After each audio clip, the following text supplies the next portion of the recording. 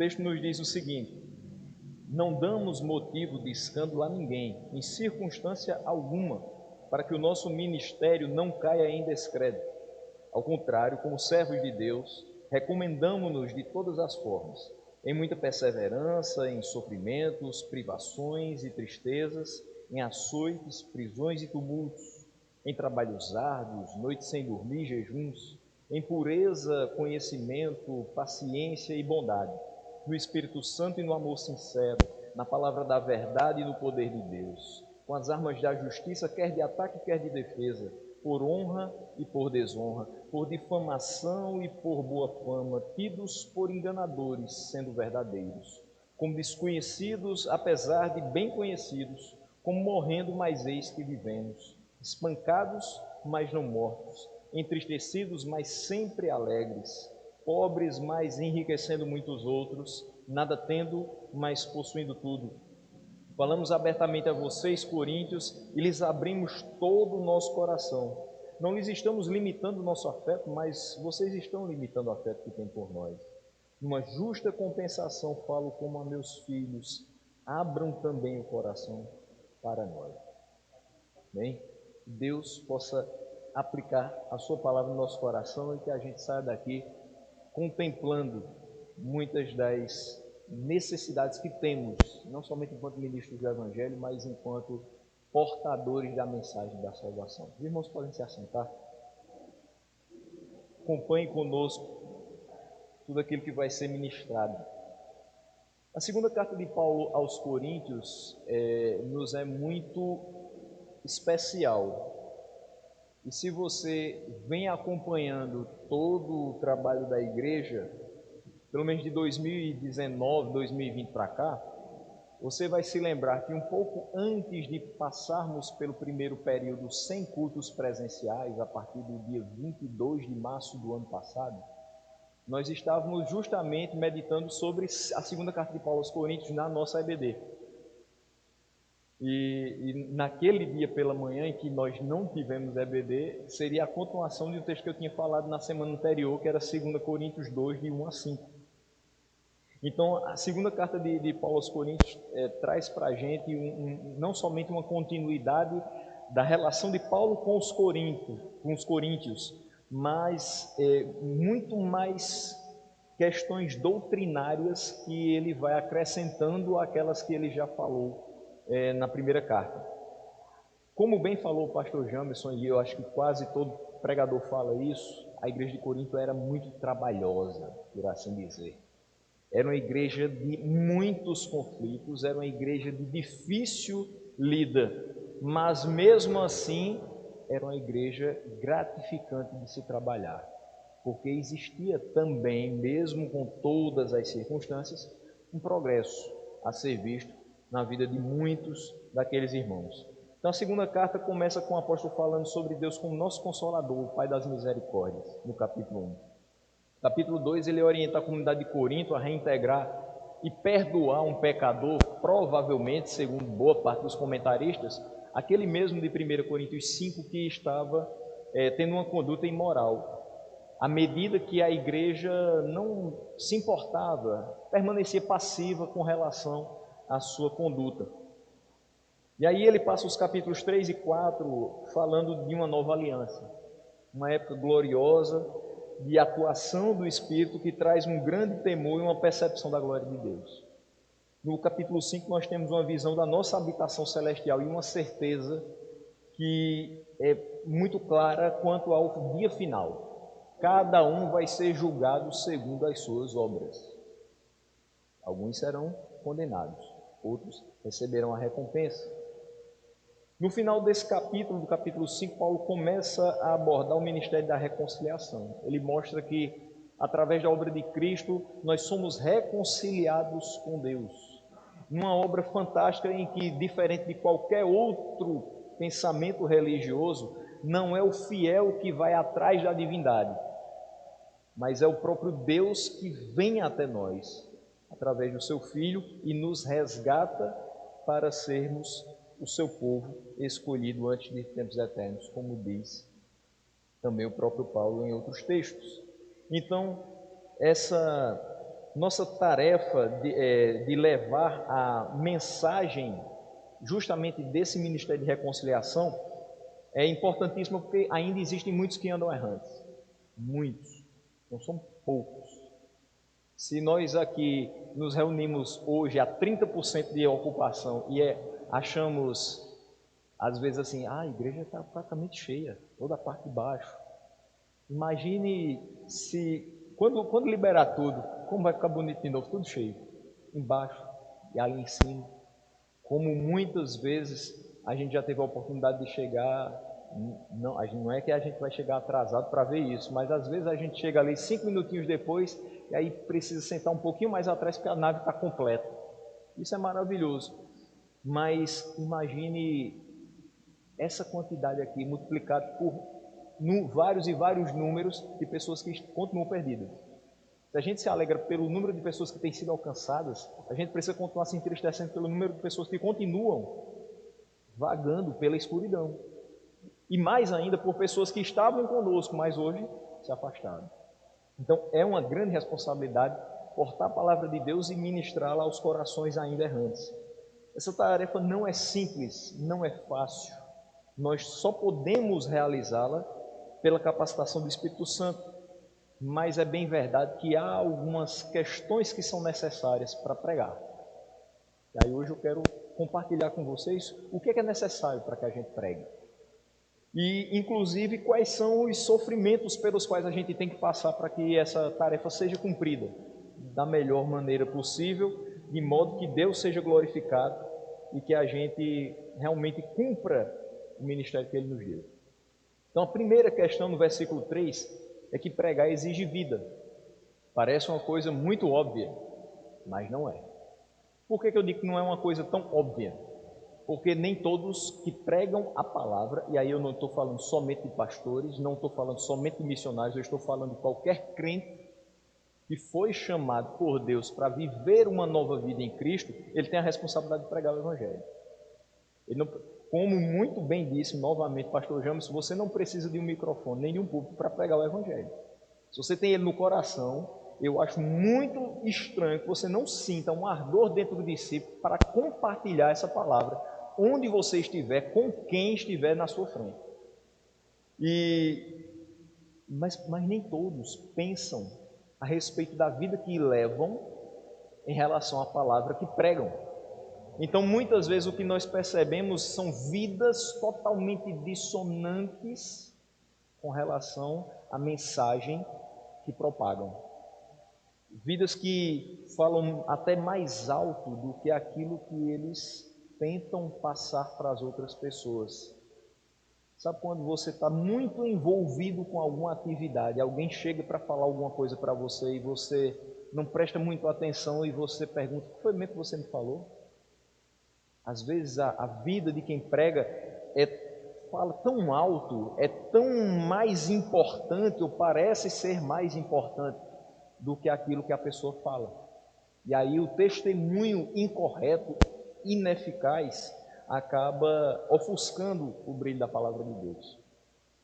Então, pregar exige vida. O texto diz, não damos motivo de escândalo a ninguém, em circunstância alguma, para que o nosso ministério não caia em descrédito. É bem verdade que aqui nós temos pessoas que são alimentadas pela palavra de Deus e têm maturidade espiritual suficiente para entender que nós não somos iguais a determinados pregadores televisivos. Você escuta a palavra aqui, e graças a Deus é palavra bíblica mesmo, e você tem tranquilidade no seu coração de ir para casa dizendo, eu fui edificado pela pregação que eu ouvi. Diferente de você perder um certo tempo, principalmente no sábado pela manhã, ligando em determinadas emissoras, tentando ali se alimentar, e você vai talvez sair mais faminto do que você começou a transmissão, com raríssimas exceções. Talvez a mais importante, quase única delas, é às 12h30, quando o pastor Hernandes Dias Lopes tem 15 minutos para expor o Evangelho. É muito caro o espaço, mas muito mais caro do que um espaço na televisão é o preço que a gente vai pagar se pregar o Evangelho da maneira errada. É bem melhor que a gente não ocupe uma faixa de uma emissora de televisão, para que a gente não seja mais ainda condenado por uma atividade errônea que a gente praticou. Mas se a gente estiver longe dessa exposição, mas fizer aquilo que realmente foi chamado para fazer, já está valendo a pena. Muito mais importante do que a exposição que muitos têm é você realmente ter vida. Você pode pregar para 2 pessoas, ao contrário daqueles que estão pregando às vezes para milhares pela televisão. Mas se você pregar para 2 pessoas e elas entenderem a mensagem do Evangelho e o seu testemunho, ao contrário de atrapalhar a fé deles, ser também uma fonte de confiança naquela mensagem, isso vai ser muito, muito salutar, muito louvável. Então a mensagem do Evangelho ela é poderosa por si só para alcançar o seu propósito. O Evangelho vai chegar exatamente onde Deus quer que ele chegue. Você consegue compreender isso? E que isso não depende única e exclusivamente do seu esforço, do meu esforço. Se eu não pregar, outros pregam.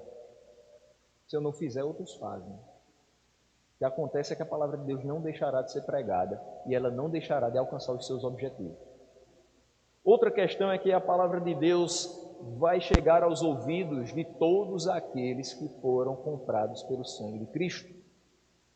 E todos aqueles que foram comprados pelo sangue de Cristo se dobrarão diante dele. E ele mesmo disse que de modo algum os lançará fora.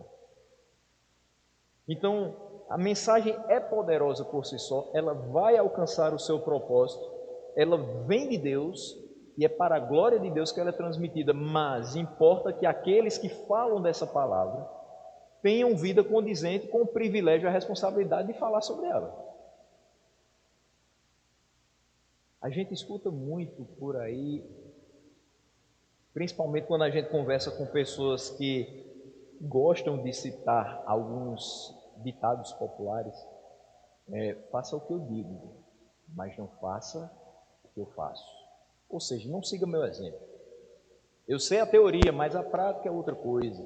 Então, eu sei que seguir o Evangelho é melhor para a minha vida no sentido longo prazo, mas eu estou vivendo aqui e o agora. Então, deixa eu estar como eu estou. Eu estou muito bem do jeito que eu estou. Quantas pessoas você prega e elas até conhecem algumas passagens da Escritura, elas até entendem determinadas coisas que você fala, mas parece que aquilo não vai surtir um efeito para que ela mude de vida. Porque, infelizmente, a gente observa que o falar apenas a palavra de Deus nem sempre é o que elas vão precisar para ser convencidas do pecado, da justiça e do juízo. Eu estou querendo dizer que simplesmente pregar não é suficiente. Pregar o Evangelho é o que Deus usa para que a gente seja alcançado. Mas o que eu falo é que às vezes só falar e não viver faz daquele canal, daquele instrumento, uma inutilidade. Eu sei que existem muitas pessoas que vão ouvir a nossa pregação inúmeras vezes e mesmo assim não vão se dobrar diante de Deus. E isso simplesmente porque não estão no plano eterno de salvação dele. Isso é muito triste. Mas eu considero igualmente triste perceber que existem pessoas que vão pregar as suas vidas todas, mas elas mesmas não estão no plano eterno de salvação de Deus. Quantas pessoas estiveram em impactos evangélicos junto com você? Quantas pessoas subiram monte junto com você, até chegar na casa mais distante para que aquele projeto tivesse completude? Quantas pessoas estiveram com você num culto matutino, num culto de um domingo à tarde, saindo para entregar folhetos, e no final da vida a gente percebeu que todo aquele trabalho não fez efeito no próprio coração dela. Então, pregar, meus irmãos, exige vida. Não somente para os nossos ouvintes, para nós mesmos.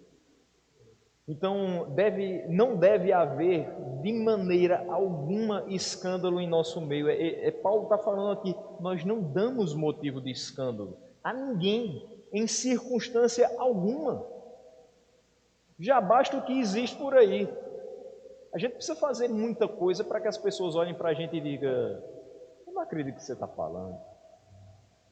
Qual é a sua real finalidade? Olha, hoje eu não trouxe nada dos meus bolsos. Quantas vezes a gente escuta essas piadas de mau gosto de que a gente só quer estar num culto porque nele vai ser feita uma coleta. Fomos acusados disso há poucos dias. As igrejas querem reuniões presenciais porque as arrecadações diminuíram. Nós entendemos que as igrejas sérias, as igrejas que seguem a palavra de Deus, querem reuniões presenciais porque é assim que nós realizamos a nossa comunhão. Não dá para ter comunhão sozinho dentro de casa.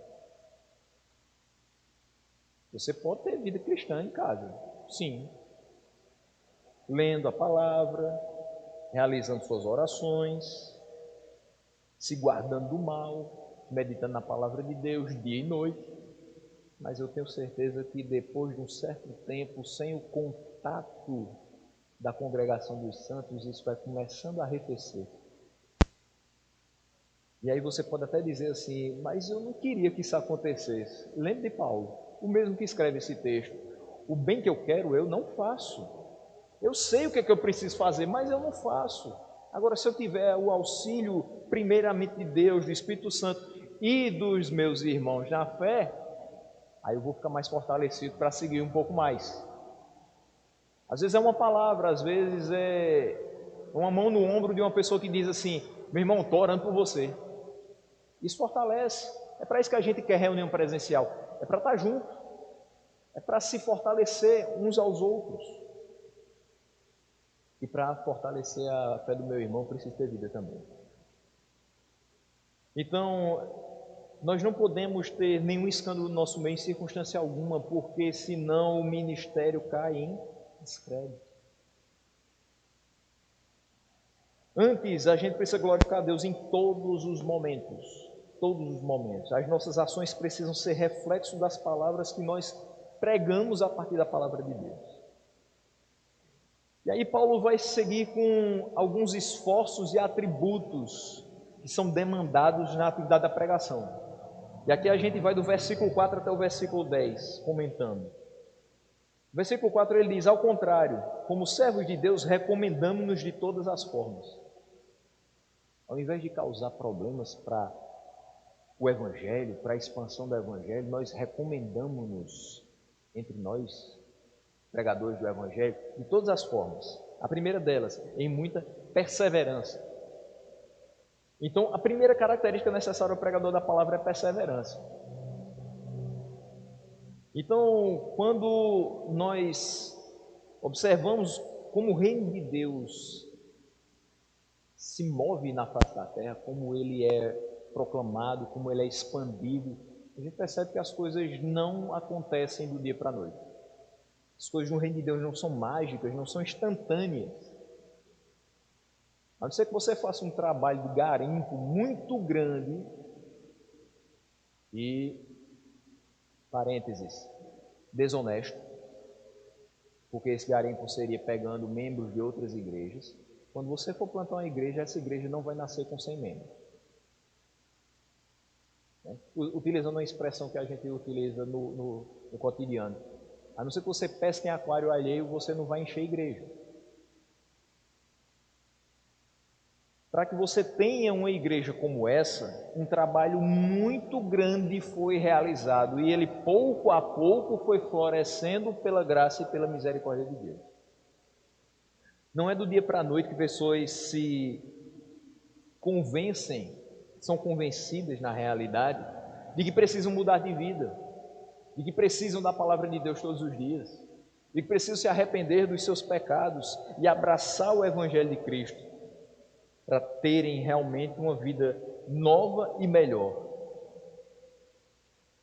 Para pregar a palavra, a gente tem que ter perseverança. A pregação da palavra é fruto de muito trabalho, muito esforço, muita oração e muita dedicação. Sem isso não dá para pregar. É fato que muitas vezes nós passamos anos investindo em algo que aparentemente não tem resultados. Se a gente ler algumas das biografias de alguns missionários, a gente vai perceber que eles chegaram ao campo, passaram um determinado tempo e nada acontecia. Me lembro de quando, ainda no seminário, escutei a história de William Carey. Sai da Inglaterra e vai para a Índia. O homem passa 7 anos e ninguém é convertido. Aí você diz, meu Deus do céu, o que esse homem ainda estava fazendo ali? A história fica mais complicada quando ele já tem traduzido para o idioma local praticamente todo o Novo Testamento, e há um incêndio que queima todo o seu trabalho. Todo o seu trabalho. O que esse homem está fazendo? Está na cara que ele não devia estar ali. Esse projeto não vai para frente. Fora a questão de que ele perdeu sua esposa, perdeu seus filhos durante todo o trajeto. O que um homem desse está querendo fazer ainda? Ele entendeu o que é perseverança. Ele entendeu a necessidade de você olhar para um projeto e dizer assim, esse projeto é de Deus, não é meu. Eu não posso largá-lo enquanto Deus não me mostrar que eu preciso ir para outro projeto. Irmão, é muito sério. Às vezes a gente diz assim, eu deixei de lado determinado projeto porque foi na hora de Deus. Nem sempre foi. Lá na frente a gente vai ser cobrado por isso. Quando de fato não somente a gente tem paz no coração, mas ele abre imediatamente outras portas para que a gente trabalhe. Mas se a gente deixa uma localidade ou um projeto que foi colocado nas nossas mãos ainda incompleto, ainda muito necessitado, isso não é da vontade de Deus. Eu não posso colocar na conta de Deus uma coisa que foi minha. E se o William Cowper falasse, eu vou voltar para a Inglaterra porque é mais cômodo, até porque eu vou voltar agora sozinho, seria muito desonesto da parte dele, com seus próprios chamados. Mas ele termina a sua vida com muitos e muitos frutos daquilo que ele foi chamado a fazer. Então, não é que a gente vai se gastar num projeto que não tem resultados. A gente precisa entender que resultados só quem dá é o Senhor da obra. Veja, eu gosto muito daquela passagem quando Paulo fala, olha, vocês estão discutindo quem faz parte do partido de quem. Mas entenda que um planta, o outro rega, mas quem dá o crescimento é Deus. Então, talvez o que eu comecei a fazer, visivelmente não tenha resultados, mas outro vem e dá continuidade e os resultados começam. Talvez o que a gente pregue hoje, apenas os nossos filhos ou os filhos dos nossos filhos tenham a consequência disso. Mas o que importa é que Deus seja glorificado em todas as coisas. Então, se o Senhor da obra é quem dá os resultados e Ele faz tudo perfeitamente, nós sabemos que a nossa pregação perseverante vai ser levada a bom êxito para a glória do nome dEle, não a nossa. Se quando nós lemos a história de Jesus, nós percebemos que houve sofrimento por causa da mensagem que Ele traz, a mensagem confrontante que Ele traz, é óbvio que a gente entende que vai sofrer também. E aí o versículo 4 continua dizendo, em sofrimentos, privações e tristezas. Há certos momentos da nossa vida que nós temos lutas, privações, tristezas que querem nos abater, que querem nos fazer desanimar, mas nós precisamos continuar firmes e constantes na obra do Senhor, porque nós sabemos que nele o nosso trabalho não é vão. Nós precisamos continuar fazendo. A obra não é nossa, a obra é dele. Então, além da perseverança, é entender que isso vai causar sofrimentos. Mesmo com alguns relatos de perseguições, ainda tem gente que pensa assim, mas aqui está tranquilo. Que tipo de sofrimento pode existir porque você foi chamado para pregar o Evangelho? A gente talvez não enxergue isso. Quem prega a palavra sente o peso dela. Pode ter certeza. Quem prega a palavra sente o peso dessa palavra. Quem prega a palavra com fidelidade e integridade sabe o peso da responsabilidade que carrega de viver o que está pregando. Pode qualquer pessoa se desviar, pode qualquer pessoa se desanimar, pode qualquer pessoa abandonar o barco, mas quem prega a palavra não pode fazer isso. Quem está na frente do trabalho, quem está com a responsabilidade de alimentar o povo de Deus, não pode ter esse pensamento. Aquele pensamento de, para mim já deu, vou embora. Pode fechar as portas, eu não quero mais. Não, muitos desistem, mas quem foi chamado não pode desistir.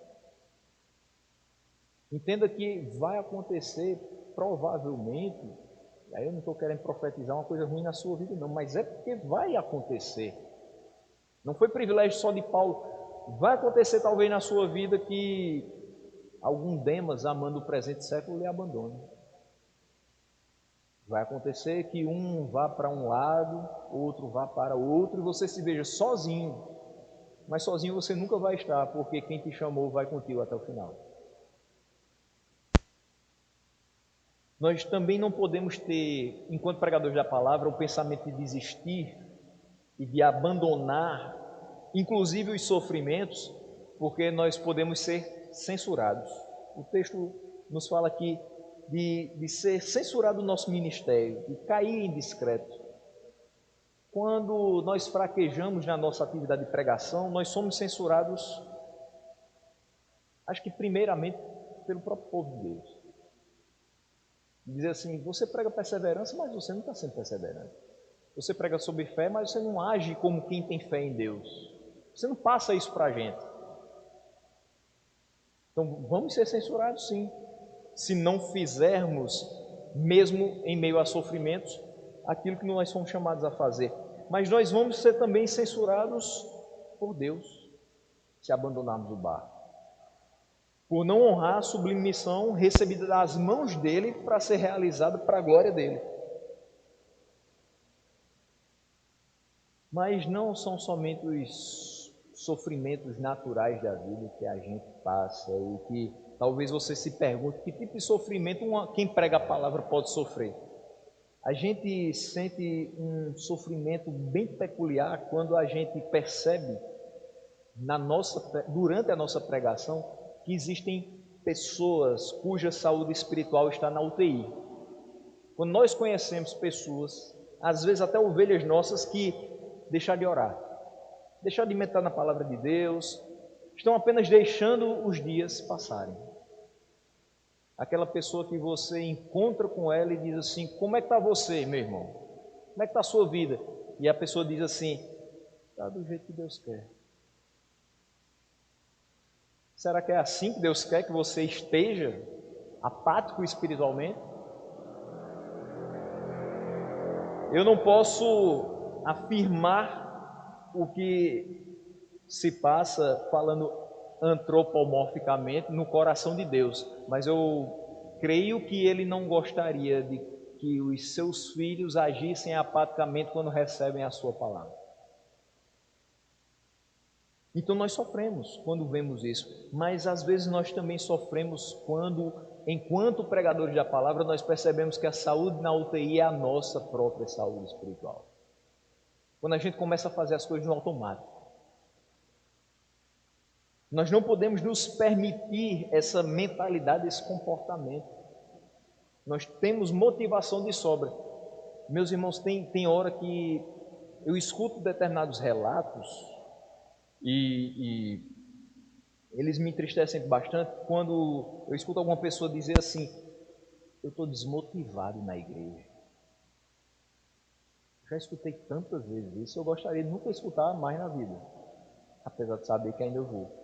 Mas quando alguém chega para mim e diz assim, olha, eu estou tão desmotivado na igreja, Aí eu me pergunto qual é a motivação dela para estar na igreja. Qual é a sua motivação? Se pergunta hoje à noite, qual é a sua motivação para estar na igreja? É o engrandecimento de Deus? É o seu crescimento espiritual? É você servi-lo da maneira que Ele requer que você sirva? Qual é a motivação que você tem? Acho que a grande motivação que a gente tem para servir a Deus, para continuar fazendo o que Ele chamou a fazer e pregar o Evangelho todos os dias da nossa vida é simplesmente porque Ele nos amou. Você quer motivação maior do que essa? Você faz alguma coisa chamado por alguém que te ama e que demonstrações você tem de sobra do amor dele por você. Você não faz por necessidade dele, você não faz por obrigação, você faz em resposta a um amor incondicional. Então procure ser incondicional no seu amor também àquilo que Ele coloca nas suas mãos a fazer. Alguém pode pensar que ficou lá atrás, na época dos apóstolos, o açoite, as prisões e os tumultos, como ele vai dizer aqui no versículo 5, em açoites, prisões e tumultos. Mas nós temos lido e ouvido acerca de irmãos nossos que são espancados, mortos, encarcerados, privados do convívio familiar e de assistência médica por conta do Evangelho. Pela uma simples reunião para uma leitura bíblica, quanto mais pela pregação do Evangelho. A gente levanta as mãos para o céu porque isso praticamente não ocorre aqui no Brasil. A gente não sabe até quando. Mas praticamente isso não ocorre. Então a gente fica muito tranquilo e às vezes até negligencia determinadas questões por achar que está muito tranquilo. Mas está muito perto de nós, meus irmãos, esse tipo de coisa. Talvez você não tenha olhado ali para o quadro de avisos quando ele mostra algumas informações missionárias. Mas se você depois chegar em casa e observar no Portas Abertas os 50 primeiros países onde a perseguição é mais forte, onde é mais difícil ser cristãos, você vai encontrar pelo menos 2, bem pertinho da gente, que fazem parte desse ranking. O México e um pouquinho abaixo, a Colômbia. Nós estamos a poucos passos deles, nós temos relações internacionais com eles. E, infelizmente, nós não temos relações muito profundas evangelicais com eles. A gente pensa, às vezes, em enviar para fora o missionário, e a gente pensa muito na janela 1040, a gente pensa muito em levar para a África, a gente pensa muito em levar para tribos indígenas, e tudo isso é maravilhoso que a gente faça. Mas às vezes, bem mais perto do que a África, nós temos aqui irmãos nossos, da América do Sul, que estão passando por um momento trágico das suas vidas, onde eles estão sendo privados até mesmo de ouvir acerca da verdade. Não precisa ir muito longe para a gente perceber pessoas realmente muito necessitadas. Quem pensa que para pregar o Evangelho é só abrir a Bíblia e achar que de repente Deus vai lhe encher e você vai soltar aqui uma rajada de palavras, esqueceu de ler o versículo 5, parte B, em trabalhos árduos, em noites sem dormir, jejuns. A gente não faz assim, bota o dedo e diz, vou pregar nessa palavra hoje. Pelo menos não foi assim que eu fiz. Espero que não seja assim quando você for pregar o Evangelho. Nós vemos aqui 3 questões importantíssimas para que a gente pregue o Evangelho com fidelidade, com veracidade, com integridade e com qualidade. O que a gente tem que fazer tem que ser qualidade para o Senhor. O trabalho é árduo. Enquanto boa parte das pessoas ocupa o seu tempo com entretenimento, o pregador da palavra está lendo, está se abastecendo, está estudando, está orando, meditando, pedindo a Deus a orientação quanto à mensagem que deve entregar. E entenda que isso é com muita antecedência. Graças a Deus que nossa comunidade não é daquelas que tem alguma pessoa aqui sentada e de repente o dirigente diz, hoje a palavra vai ser com o irmão fulano. E aí chama aquela pessoa obviamente não preparou nenhuma mensagem. Mas vai que ela tem guardado aqui um esboço de uma mensagem bem anterior. Mas não é para aquele dia. Meus irmãos, essa mesma palavra que eu estou ministrando aqui, ela foi ministrada há 7 anos. Foi a primeira mensagem depois que eu casei. Mas naquele dia ela surtiu um efeito. E eu tenho certeza que hoje vai surtir outro efeito. Não somente porque não é o mesmo esboço, ele foi reformulado. Não somente porque eu não sou mais o mesmo, eu sou mais velho, eu tive outras experiências, eu já passei por outras questões que me fizeram enxergar até mesmo coisas que eu tinha escrito de outra forma. Não são as mesmas pessoas que ouvem, eu preciso considerar tudo isso. Então o trabalho é sim árduo, mas necessário. A gente não chega à igreja sabendo assim, hoje eu vou pregar. Então, enquanto o pessoal do louvor canta, eu vou ali procurando um texto e vou orando, Senhor, ajuda, porque é daqui a pouco. Não é assim que a coisa funciona.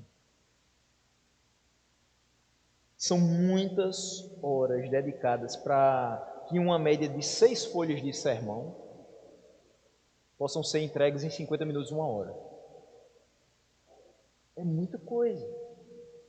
Leituras de diversas versões, comentários, ouvir pregações de outras pessoas no mesmo texto.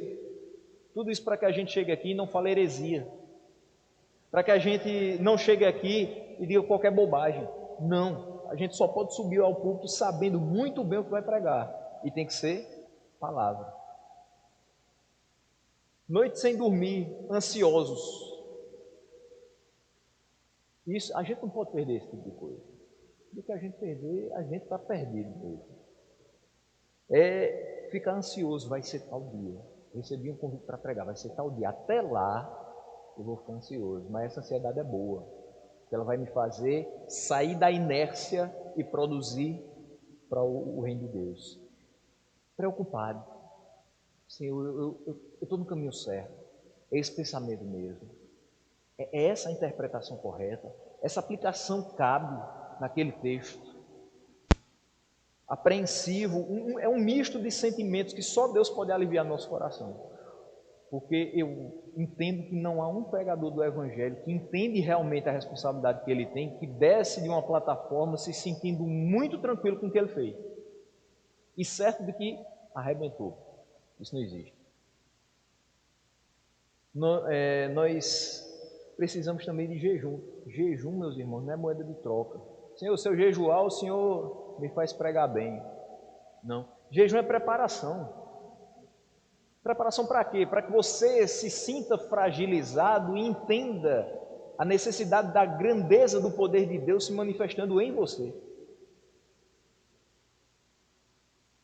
A gente não pode, em momento algum, subir ao púlpito pensando, eu sou suficiente, eu entendi, eu decifrei esse texto e não tem ninguém no mundo que vai explicar melhor do que eu.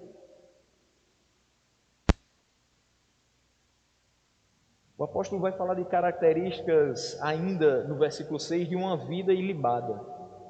E nós precisamos dessa vida para compartilhar a palavra de Deus de uma maneira que a nossa pregação não seja atrapalhada pela nossa conduta. E ele vai falar em pureza, em conhecimento, em paciência e bondade. Nós precisamos da pureza para enxergar o mundo à nossa volta sem corrupção no nosso coração. Meus irmãos, como é difícil pregar determinadas questões para determinados públicos.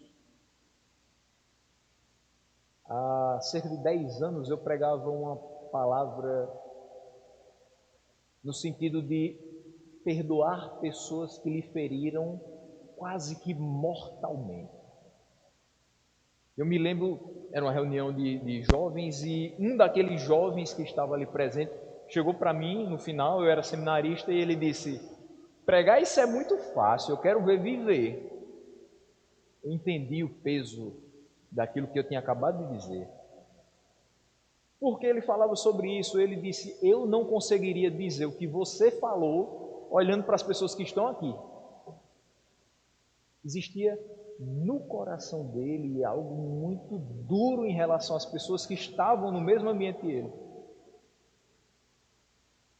Talvez a maldade que fizeram contra ele assim acabou invadindo o seu coração, de modo que não existia mais espaço para uma pureza de olhar para o irmão da maneira que você gostaria que olhassem para você, ou de olhar para o irmão com os olhos de Cristo e dizer: meu irmão, eu te perdoo independente do que você fez, mas eu não posso quebrar a comunhão desse corpo, não posso quebrar a ligação que nós temos em Cristo.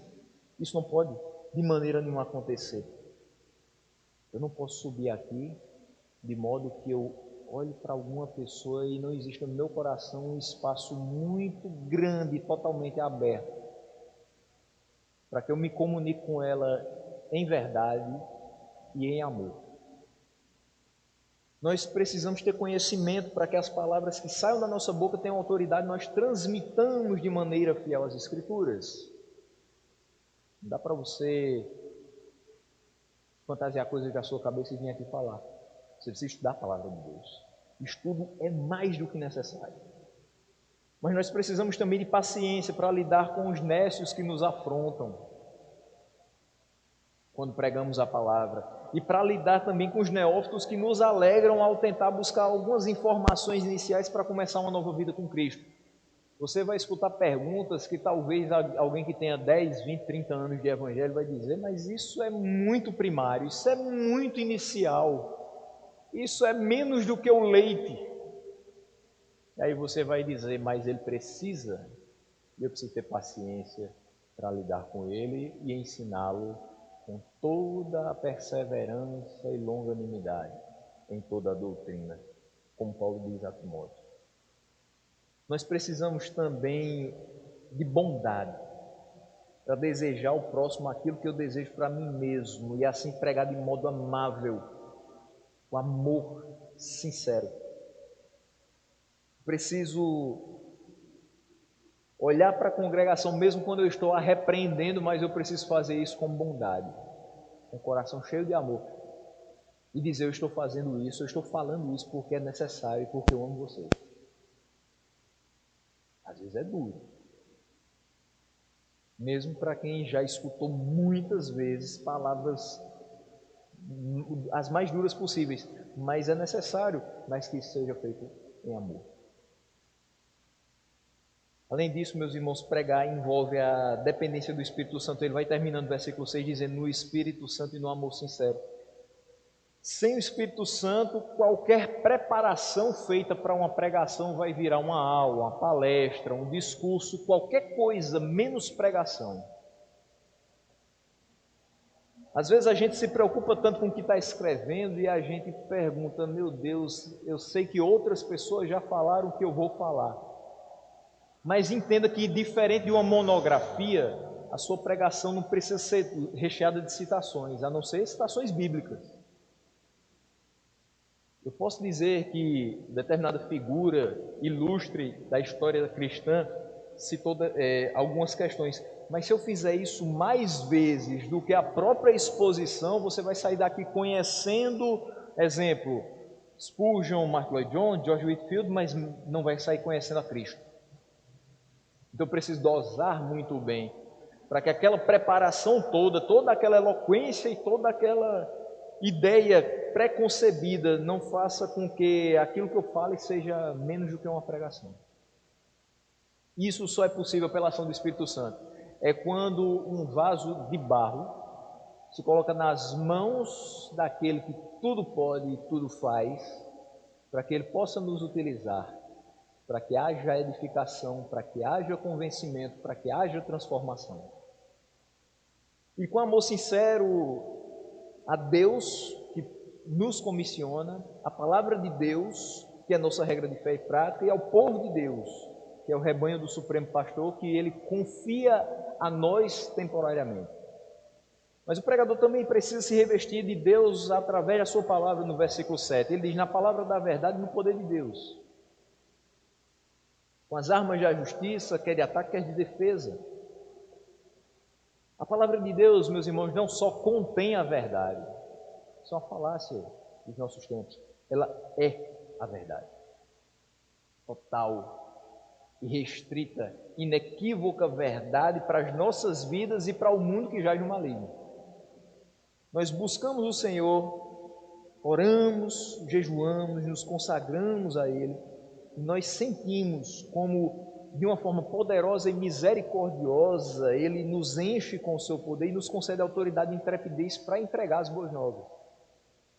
Se for depender da minha força, muito provavelmente vai ter dias que eu não consigo nem subir. Mas na força do Espírito Santo, a gente não somente sobe, mas a gente faz e a gente completa aquilo que Ele iniciou nas nossas vidas. Nós devemos ser justos em nossas ações. O versículo 8 ele fala: por honra e por desonra, por difamação, por boa fama, tidos por enganadores, sendo verdadeiros. Nós devemos ser justos nas nossas ações, devemos ser honrados, irrepreensíveis, para que não sejamos difamados. Até porque, em determinadas situações, você não precisa fazer muita coisa para ser difamado. Basta alguém ter raiva de você, lhe caluniar, lhe difamar, falar alguma coisa para que você seja desacreditado. Mas mesmo que alguns por aí sejam enviados malignos para lhe desacreditar, continue sendo irrepreensível, para que essa difamação não tenha lugar no coração de outras pessoas. Continue se firmando na verdade, que continua sendo loucura para muitos, mas a gente sabe o que ela significa. Alguns podem até nos chamar de enganadores, mas um dia esses que hoje nos chamam de enganadores vão ter que se dobrar diante de Deus e reconhecer que somente o Senhor é Deus. O pregador do Evangelho não deve buscar holofotes. Versículos 9 e 10, eles dizem: como desconhecidos, apesar de bem conhecidos, como morrendo, mas eis que vivemos, espancados, mas não mortos, entristecidos, mas sempre alegres, pobres, mas enriquecendo muitos outros, nada tendo, mas possuindo tudo. A gente não precisa buscar holofotes, não deve fazer isso, mas passar sempre como um desconhecido, deixando conhecer através da nossa vida e pregação a vida de Cristo e o seu poder. Quando terminar a sua vida, a minha vida, a nossa vida, nosso nome vai ficar ali naquela lápide, seja em que cemitério nós formos enterrados. As pessoas não devem peregrinar até o nosso túmulo, ou não devem ficar se lembrando: faz 1 ano que ele morreu, 2 anos que ele morreu. A não ser nossa família, porque é um sentimento legítimo. O que deve ficar após a nossa partida é o quanto fizemos para que o nome de Cristo fosse conhecido. Então as pessoas podem até não lembrar do nosso nome, isso é até melhor que aconteça, mas que elas se lembrem que nós pregamos a Cristo. E aí aquela pessoa pode só se lembrar das suas características físicas, vai dizer: não é aquela pessoa que era assim. Eu me lembro que ela pregava muito a palavra, eu me lembro que ela orava bastante, eu me lembro que tudo que ela falava tinha que ter Deus no meio, tinha que ter Cristo no meio. Isso é o que importa. Não adianta a gente colocar lá no final de tudo: combati o bom combate, encerrei a carreira, guardei a fé, se a gente não tiver feito isso de fato. Se as pessoas não lembrarem que a gente realmente combateu o bom combate. Mas o combate de pregar a Cristo mesmo que outros não quisessem ouvir. De encerrar a carreira porque o Senhor nos chamou, nós fizemos a sua vontade e agora Ele nos chamou para si. Guardar a fé que a gente proclamou, que a gente realmente teve, que a gente procurou trabalhar incessantemente para que outros também tivessem. Às vezes, meus irmãos, o pregador do Evangelho, ele vai ser surrado por palavras, e até fisicamente, como foi Paulo, mas ele vive de glória em glória. Ele vai ser entristecido com a incredulidade de muitos, mas ele vai se alegrar com o crescimento espiritual de alguns. Ele vai ser pobre financeiramente, mas ele vai ser rico por ter Deus atuando na sua casa, na sua família, não deixando nada faltar. Ele não vai ter nada material para ostentar, mas ele tem no peito a alegria de ter sido permitido por Deus de falar da sua majestade. Eu não quero outra riqueza. Se eu tenho a Deus, eu posso falar dele. E ele me comissiona para ser embaixador das boas novas no mundo perdido. Mas por último, pregar exige amor, mesmo que a recíproca não seja verdadeira, e aí são os últimos 3 versículos. Os coríntios estavam limitando o afeto para com aqueles que os alimentavam espiritualmente. Olha o que Paulo diz. Falamos abertamente a vocês, coríntios, e lhes abrimos todo o nosso coração. Não lhes estamos limitando o nosso afeto, mas vocês estão limitando o afeto que têm por nós. Numa justa compensação, falo como a meus filhos, abram também o coração para nós. Isso é um apelo de Paulo. Ele não sentia que o amor que ele devotava aos coríntios era o amor que eles devotavam a ele, ou a qualquer um que pregava o evangelho a eles. E assim é em várias ocasiões em relação ao pregador da palavra. Quem se dedica a orientar o povo de Deus também precisa ser orientado. E é um ato de amor da igreja em si permitir que aquele que orienta seja também orientado. Não cobre que seu pastor pregue todos os cultos. Dê a ele a oportunidade de ouvi-lo, de ouvir outra pessoa também ministrando a palavra de Deus, mesmo que você goste muito de ouvi-lo pregar. Mas permita que ele também seja alimentado pela palavra de Deus. Permita que outras pessoas que também foram dotadas desse dom da palavra possam exercê-lo e abençoar também a vida dele.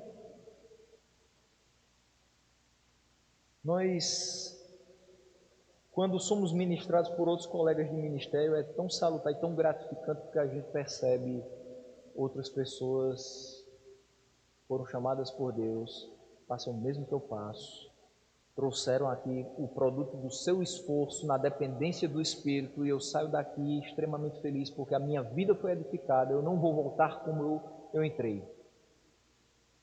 Isso é bom, e principalmente quando a gente escuta uma palavra que a gente até faz uma indicação, como o pastor Rony disse aqui, escute a palavra do pastor Jamerson no domingo pela manhã. É porque a gente fica feliz de perceber a atuação de Deus na vida de outras pessoas. O pregador do evangelho não pode querer tudo para si. É porque o ministério não é meu, o ministério é dele. Ele me deu porque ele tem misericórdia e porque ele assim o quis. Também, se eu não for fiel, ele retira do mesmo jeito que me deu. Mas quem se dedica a amar o povo de Deus também precisa se sentir amado. Paulo aqui não está falando simplesmente assim, eu me dediquei para orientar vocês. E agora eu gostaria de ouvir outros também e ser alimentado por eles. Mas ele diz, eu me dediquei a amar vocês. O fato de eu dedicar minha vida à pregação do Evangelho é em amor a Deus, é em amor à palavra de Deus, mas é em amor ao povo de Deus que Ele coloca nas minhas mãos para orientar. Eu entendo que muitas vezes abrir mão de determinados momentos em família, de determinados momentos de lazer e de coisas que você até gostaria de fazer, mas não vai ter tempo porque você está preparando uma palavra, isso é também um sinal de amor para com aqueles que vão vir.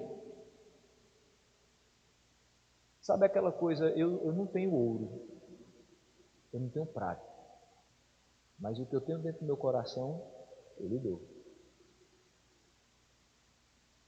Ali naquela porta formosa, Pedro e João dizem, levanta e anda. O que eu tenho dentro de mim, o que eu posso entregar ao povo de Deus é dizer, da mesma forma que eu amo ao Senhor, eu quero ver você amando o Senhor também. Da mesma forma que eu amo a palavra do Senhor, eu gostaria de ver você amando a palavra do Senhor. Da mesma forma que eu quero me doar até o final da vida para expor essa palavra em amor ao povo de Deus. Eu quero que você faça a mesma coisa. Dentro das suas possibilidades, da capacitação que o Espírito lhe der, mas faça, trabalhe, haja. Levante-se e trabalhe para Deus. E, na realidade, assim, o que Paulo quer é que o povo compre a visão do Evangelho junto com ele, viva junto com ele, se entusiasme com o Evangelho junto com ele. Você não mostra simplesmente que você ama a pessoa que te ama quando você a abraça, quando você pega na mão dela, quando você senta junto dela, mas quando você faz, quando você toma para si e aplica uma orientação dela, você também mostra que a ama, que você se importou com o que ela disse, que você se importou com o conselho, com a palavra que ela falou. Então, não é que a gente só vai subir para pregar se for louvado, bajulado, ou colocado nos braços por uma multidão que grita o nosso nome. Não. O que nós precisamos, por motivo de incentivo, é perceber que há uma justa compensação. Assim como ele diz aqui no texto. Então, se abrimos o nosso coração para falar da verdade do Evangelho, abram o coração e amem quem assim o faz. E auxiliem quem assim o faz. E orem pelos pregadores da palavra. Eu costumo dizer que o maior presente que você pode dar a uma pessoa é dizer assim: eu oro pela sua vida. Às vezes a pessoa diz assim: mas eu esse ano, no aniversário daquela pessoa que eu amo tanto, eu não vou poder dar muita coisa, vai ser só uma lembrancinha porque o recurso está pouco. Não tem problema. Você pode não ter recurso nenhum, você pode não ter condição nenhuma de dar um presente físico para alguém que você ama, mas se você der o seu tempo, o seu coração e o seu amor no formato de uma oração a Deus, dizendo: Senhor, abençoa aquela pessoa, protege ela de todo mal, guarda a vida dela, da família dela, guia os passos dela para o caminho que o Senhor quer, alegra o coração dela com a tua palavra, faz ela se entusiasmar pelo trabalho missionário. Melhor presente não há. Então, nós precisamos apenas observar que, enquanto amamos o povo de Deus e o alimentamos, esse povo se volta para nós como parceiros na obra e não como pedra de tropeço. Concluindo, meus irmãos, antes de tudo, nós somos todos irmãos, e se Deus nos colocou nessa posição, o maior julgamento nós teremos da parte dele. É assim Tiago nos adverte no capítulo 3, versículo 1. Eu, enquanto pastor, sou seu irmão. E Tiago 3, versículo 1 diz que eu, enquanto pastor, terei um julgamento muito mais pesado da parte dele, por conta disso aqui, de ser chamado para pregar a sua palavra, de alimentar o seu povo, de edificar o seu povo. Mas eu quero deixar claro também que o pregador do Evangelho não é mais santo que os outros. Todos temos que ser santos. Ele não é mais cheio de poder do que os outros.